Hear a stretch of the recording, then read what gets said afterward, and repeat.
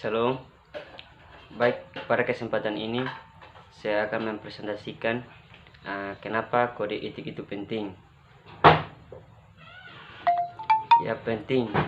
Menurut saya penting karena kode etik merupakan salah satu pedoman bagi pekerja dalam menjalankan langkah keprofesionalan dalam prakteknya. Maka dari itu, dalam menjalankan profesi kode etik memiliki peran vital dalam peran antara pekerja sosial dengan klien maupun antara pekerja sosial dengan supervisor pekerja sosial. Yang kedua, manfaat kode etik. Manfaat kode etik yang didapatkan dari belajar kode etik, manfaatnya menjamin kesejahteraan umat manusia dan memberikan perlindungan terhadap layanan masyarakat terkait praktek layanan psikologi. Baik, di sini di bab 9 pasal 45 pedoman umum. Menurut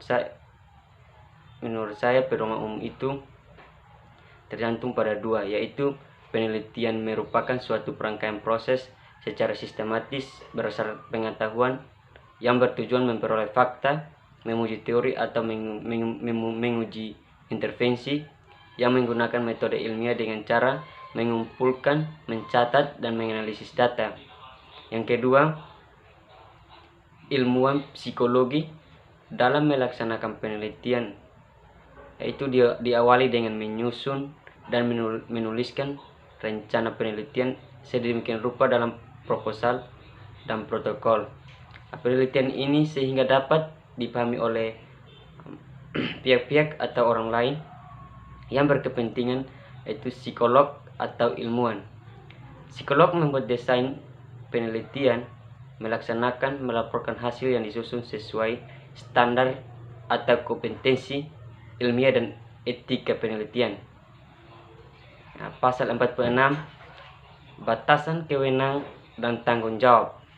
Yang pertama, batasan kewenangan, yaitu menurut saya ilmuwan psikolog memahami batas kemampuan dan kewenangan masing-masing anggota itu yang terlibat dalam penelitian tersebut, yang harus benar-benar melakukan tugasnya dengan baik.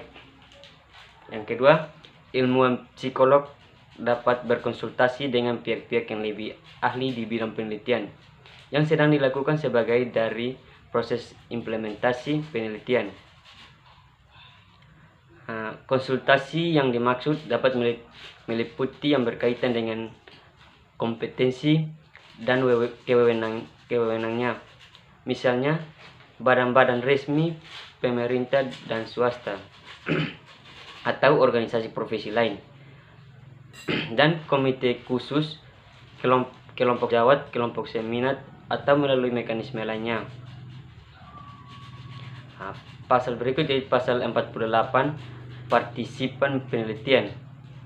Yang pertama, ilmuwan psikolog mengambil langkah-langkah untuk melindungi perorang-orangan atau kelompok yang akan menjadi partisipasi penelitian dari konsekuensi yang tidak menyenangkan, baik dari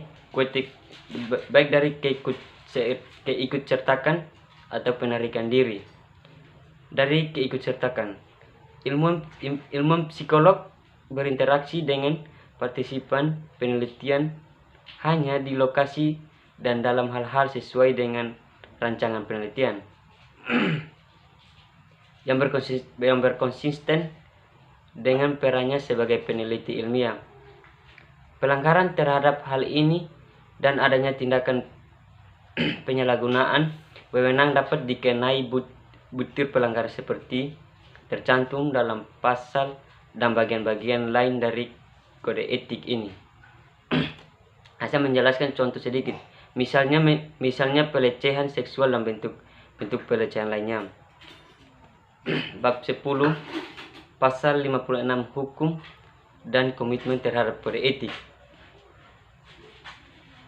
Yang pertama, psikolog forensik, itu merupakan bidang psikologi yang berkaitan atau diaplikasikan dalam bidang hukum, khususnya peradilan pidana. Yang kedua, ilmuwan psikologi forensik melakukan kajian atau penelitian terkait dengan aspek-aspek psikologis manusia dalam proses hukum, khususnya peradilan pidana. Psikolog forensik merupakan psikolog yang tugasnya memberikan bantuan profesional. Psikolog berkaitan dengan permasalahan hukum, khususnya peradilan pidana. Psikolog dan atau ilmuwan psikologi yang menjalankan tugas psikologi forensik wajib memiliki kompetensi sesuai dengan tanggung jawab masing-masing. Di sini memahami hukum di Indonesia dan implikasinya terhadap peran tanggung jawab, wewenang dan hak mereka. Pasal yang berikut, pasal 58, tanggung jawab, wewenang dan hak. Yang pertama, psikolog atau ilmuwan psikolog forensik yang melakukan praktek psikolog forensik sesuai dengan kompetensinya memiliki tanggung jawab membantu proses peradilan pidana dalam kasus yang ditangani sehingga tercapainya penegakan kebenaran dan keadilan. Dalam rangka menegakkan kebenaran dan keadilan, maka psikolog atau ilmuwan psikolog forensik itu melakukan pekerjaannya dengan berdasarkan asas profesionalitas serta memperhatikan kode etik psikolog. Yang kedua, forensik memiliki wewenang memberikan laporan. Itu tertulis atau lisan mengenai hasil penemuan forensik atau membuat pernyataan karakter psikolog seseorang hanya sesudah ia melakukan pemeriksaan terhadap pribadi bersangkutan sesuai standar prosedur pemeriksaan. Untuk mendukung pernyataan atau kesimpulannya, bila tidak kita dilakukan pemeriksaan menyeluruh karena keadaan tidak memungkinkan. Psikolog menjelaskan keterbatasan yang ada serta melakukan langkah-langkah untuk membatasi implikasi.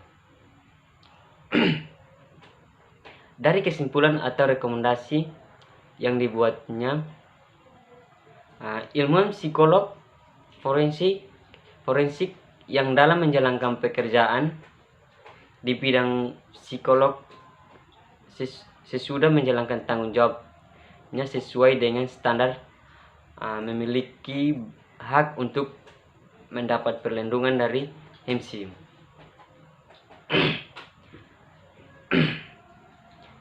Jika ia mendapatkan masalah terkait dengan hukum. Baik, terima kasih.